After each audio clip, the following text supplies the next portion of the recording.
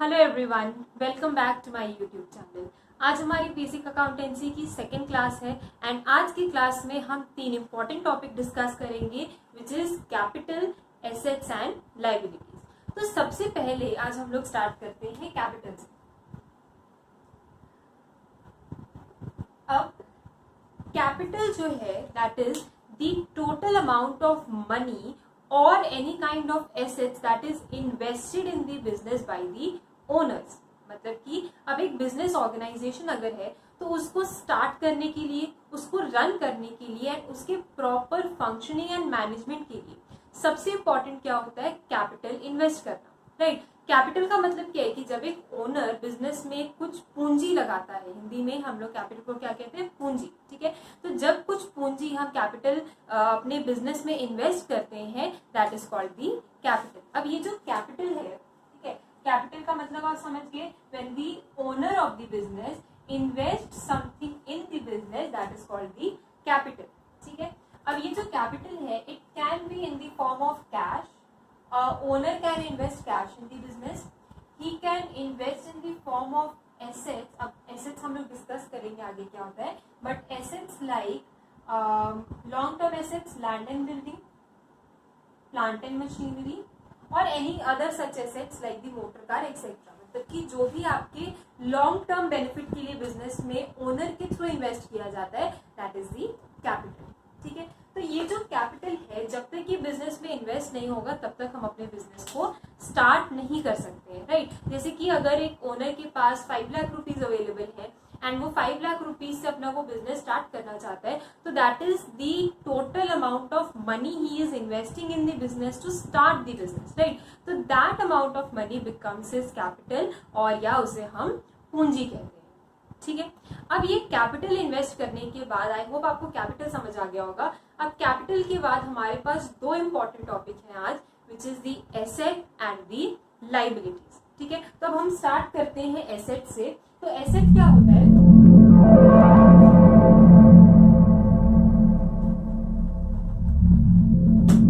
Assets को हम usually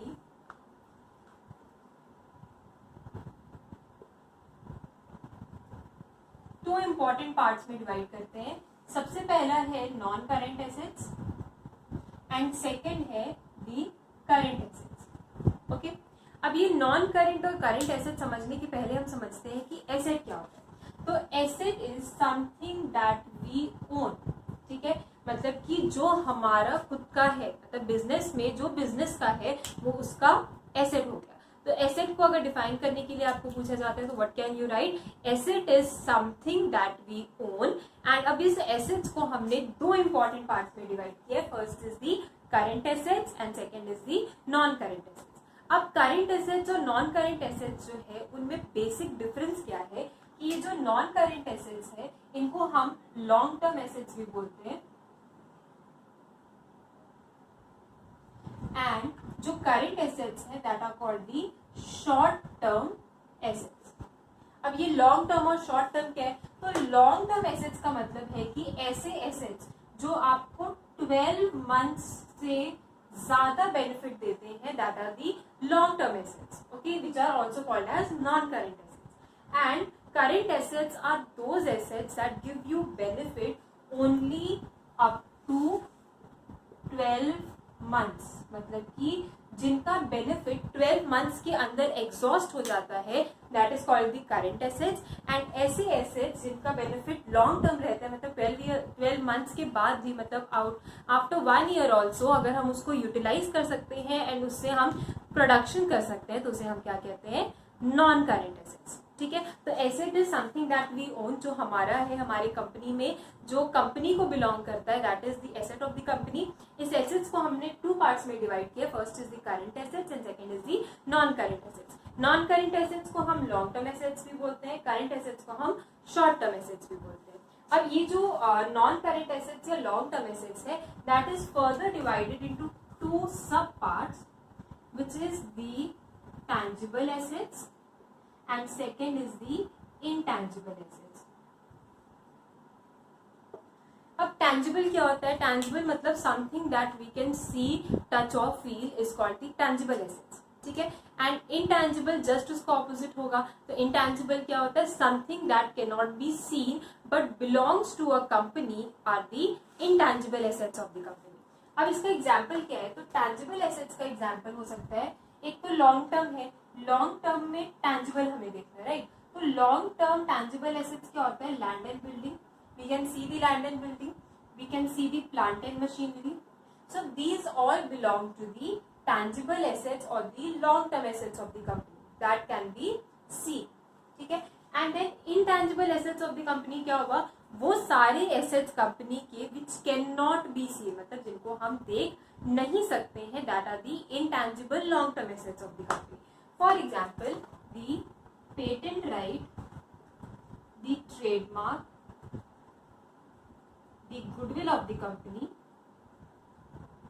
These all are the intangible assets, मतलब ऐसे एसेट जैसे कि कोई राइट्स है, patent right, the know how, the technical right, the trademark, ये सारे ऐसे एसेट्स हैं जिनको हम फिजिकली अपने सामने देख नहीं सकते, बट ये कंपनी को लॉन्ग टर्म बेनिफिट्स प्रोवाइड करते हैं, तो इसीलिए इनको एसेट्स में डिवाइड किया गया। एंड बिकॉज ये लॉन्ग टर्म बेनिफिट्स दे रहे हैं तो नॉन करेंट एसेट्स का पार्ट है, एंड सिंस ये विजिबल नहीं होते इसीलिए इनको इंटेंजिबल एसेट्स कहा जाता है, ठीक है। तो आई होप आपको ये नॉन करेंट एसेट्स क्लियर हो गया होगा। Now coming to the current assets, current assets मतलब क्या होता है, they are the short term assets, ठीक है। अब ये जो करेंट एसेट्स है इनका एग्जाम्पल क्या क्या है, cash, money kept at the bank,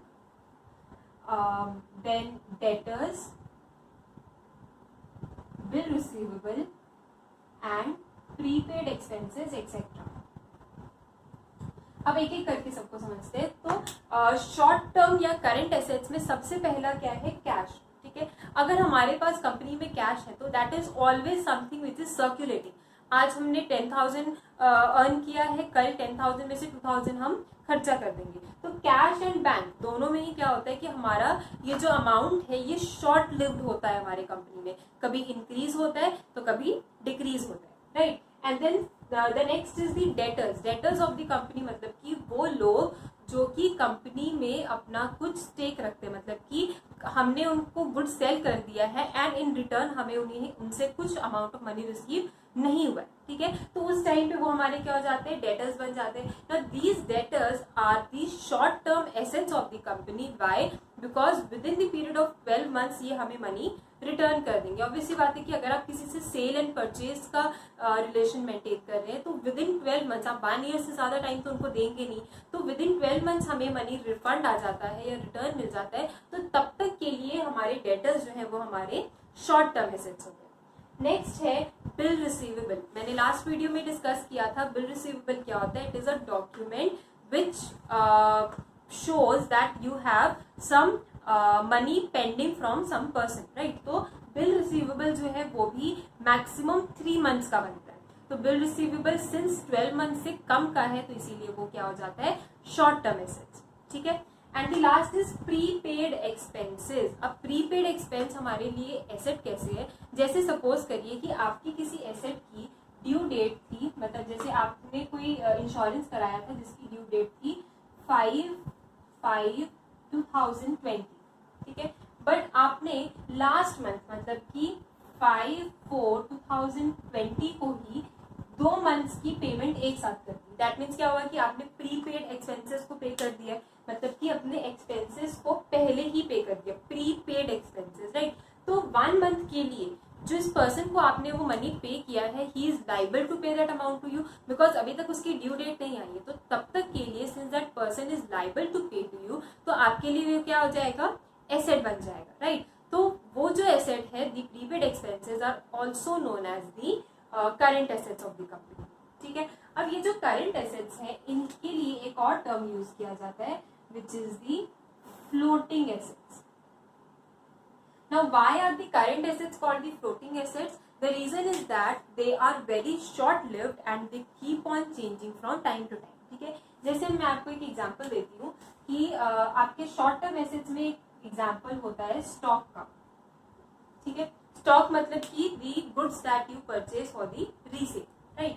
तो अब ये जो स्टॉक है, सपोज आपने गुड्स खरीदे, गुड्स खरीद के आपने किसी थर्ड पर्सन को दिए, मिस्टर सी को, ठीक है। अब वो मिस्टर सी, जब आपका स्टॉक है, वो स्टॉक आया एंड वहां से चला गया, अब ये जो स्टॉक है this gets converted into the debtor, because आपने वो स्टॉक डेटर को दे दिया।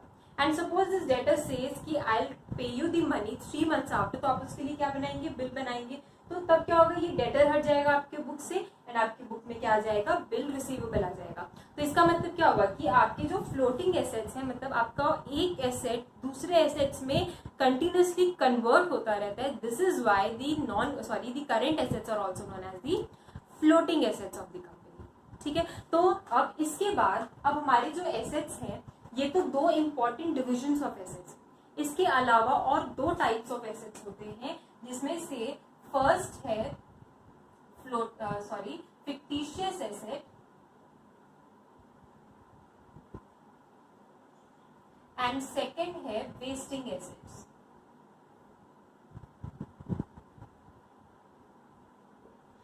चलिए, अब फिक्टिशियस एसेट क्या होता है। फिक्टिशियस एसेट का मतलब होता है, फिक्टिशियस का एग्जैक्ट मीनिंग है काल्पनिक, मतलब कि वो एसेट जो एक्चुअली आपके बुक्स में या आपके सामने नहीं है, बट स्टिल आप उसको अपने कंपनी के एसेट के फॉर्म में देखते हैं, तो उसको क्या कहा जाता है, fictitious assets of the company, ठीक है। अब इसका एग्जाम्पल क्या है, जैसे कि आप लेते हैं एडवर्टाइजमेंट एक्सपेंसेस। अब अगर आपने अपने कंपनी के एडवर्टाइजमेंट पे 10,000 रुपीज खर्चा किया, ठीक है, अब ये जो 10,000 एक्सपेंसेस आपने एडवर्टाइजमेंट पे किया है, उसका बेनिफिट आपको आने वाले 5 years तक होगा। तो अगर हम खाली एक फाइनेंशियल ईयर में उसको मेंशन करते हैं एडवर्टाइजमेंट एक्सपेंसेस को, सो that will not be fair. अब ये फेयर क्यों नहीं होगा, तो उसका रीजन ये है कि उसका बेनिफिट आपको 5 years तक मिल रहा है। तो हर साल के एक्सपेंसेस में से या हर साल के प्रॉफिट में से हम थोड़ा थोड़ा करके अमाउंट काटेंगे, ठीक है। तो 5 years तक मिल रहा है, तो सपोजिंग 2,000 पर ईयर हम अपने हर साल के प्रॉफिट्स में से कट डाउन कर रहे हैं, ठीक है। तो अब ये जो एडवर्टाइजमेंट एक्सपेंसेस है, इसको हम अपने बैलेंस शीट के एसेट साइड में शो करते हैं कि इन फ्यूचर मेरा ये जो पर्टिकुलर एसेट है, वो फ्यूचर में जो प्रॉफिट्स होंगे उसमें से हम हर साल थोड़ा थोड़ा डिडक्ट करेंगे। तो एक्चुअल में ये जो एडवर्टाइजमेंट एक्सपेंस है, this is an expense of the company, तो ये एसेट नहीं हुआ, बट बिकॉज हमको इसको लॉन्ग टर्म बेनिफिट में डिवाइड करना है, therefore we mention on the asset side of the balance sheet, and इसीलिए इसको हम कहते हैं फिक्टिशियस एसेट्स, मतलब कि काल्पनिक एसेट, वो एसेट जो एक्चुअली में नहीं है, बट हम एक इमेजिनरी सिचुएशन बना लेते हैं जिसमें कि हम उसको एसेट्स कंसिडर करते हैं, ठीक है। अब आते हैं last type of asset which is the wasting asset. अब वेस्टिंग एसेट्स क्या होता है, तो wasting assets are those assets which get deteriorated over the time, ठीक है। अब डेटोरिएटेड ओवर द टाइम का मतलब ये है कि जैसे आपको एक एग्जांपल के साथ समझाती हूँ, जैसे कि माइंस, ठीक है। अब माइंस जो है, जैसे सपोज करिए कि आयरन माइंस है। अब ये आयरन माइंस से जब तक हम आयरन एक्सट्रैक्ट कर रहे हैं तब तक वो मेरे लिए एसेट है, because it is giving me something in return. जैसे हम कोई चीज प्रोड्यूस करते हैं तो उसके लिए हम मशीनरी यूज करते हैं, तो जब तक वो मशीनरी यूटिलाइजेशन में है, that machinery is the asset of the company. Likewise अगर हम माइनिंग का काम करते हैं, तो वो पर्टिकुलर माइन जिससे हम मिनरल एक्सट्रैक्ट कर रहे हैं, that mine is the asset of the company, right. तो अब ये जो एसेट है, ये जो माइंस है इन the form of asset, in future जब तक उसमें आयरन या कोई भी मिनरल प्रेजेंट है, तब तक ही वो एसेट की तरह वर्क करेगा, एंड जैसे ही उसमें से वो मिनरल एग्जॉस्ट हो जाएगा, वैसे हम उसका यूटिलाइजेशन छोड़ देंगे, राइट। तो वेस्टिंग एसेट क्या हुआ, wasting assets are those assets which get exhausted over the time, जिसके बेनिफिट हम लॉन्ग टर्म बेनिफिट तो होता है यूजुअली, बट ये जो बेनिफिट है वो ओवर द टाइम खत्म हो जाएगा। जैसे कि ट्रेडमार्क्स भी होता है, तो ट्रेडमार्क्स या पेटेंट राइट्स का एक एक्सपायरी डेट होता है, राइट। तो आफ्टर दैट एक्सपायरी डेट हमको रिन्यू कराना पड़ेगा, तो जब तक हम रिन्यू नहीं कराते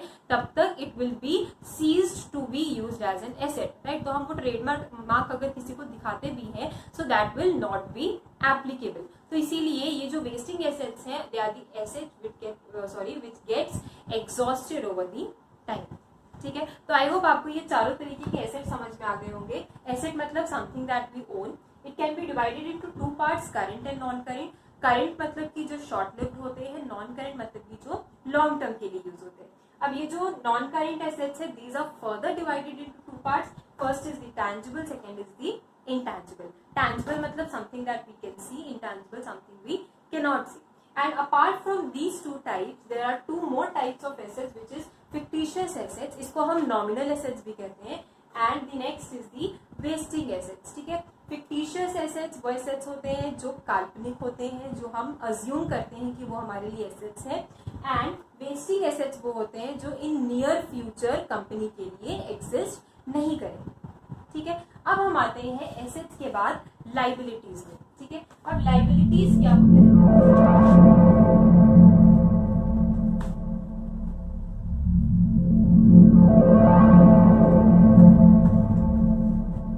now the liabilities of the company is something that we owe to others. ठीक है, लाइबिलिटीज ऑफ द कंपनी का डेफिनेशन क्या है? Something that we owe to others, मतलब कि वो पार्ट ऑफ द अमाउंट जो हम किसी और को देते हैं. जैसे कि एक कंपनी है, अगर उसके पास डेटर्स हैं तो क्रेडिटर्स भी होंगे. क्रेडिटर्स क्या होते हैं? जिनको हमें पे करना है, राइट. तो लाइबिलिटीज मतलब कि वो part of the amount of money या वो पार्ट ऑफ द एसेट जो हमारा नहीं है, हमने किसी और से लिया है. ठीक है, अब ये जो लाइबिलिटी है, these are also divided into two main parts. Actually they are divided into three parts. First is the current liability, second is the non-current liability, and third is the contingent liability. ठीक है, तो अब contingent, current and non-current liabilities क्या होता है? तो जो current and non current है उसका जो कॉन्सेप्ट है that is same as that of asset. ठीक है, तो करंट लाइबिलिटीज मतलब कि वो लाइबिलिटीज जो कंपनी के लिए शॉर्ट टर्म लाइबिलिटीज है. तो जैसे उसमें डेटर्स, बिल रिसीवेबल्स वगैरह था, तो इसमें भी वही होगा. तो इसके एग्जाम्पल्स क्या हो जाएंगे? Creditors because we have to pay to them, bills payable, short term loan, ये सारे क्या हो जाएंगे? करंट लाइबिलिटीज हो जाएंगे. मतलब कि करंट लाइबिलिटीज मतलब शॉर्ट टर्म लाइबिलिटीज, जिनको हमें with in a year return करना होता है, वो हमारे करंट लाइबिलिटीज हो जाते हैं. ठीक है, एंड उसके बाद आते हैं नॉन करंट लाइबिलिटीज में. Non current liabilities again long term liabilities होते हैं.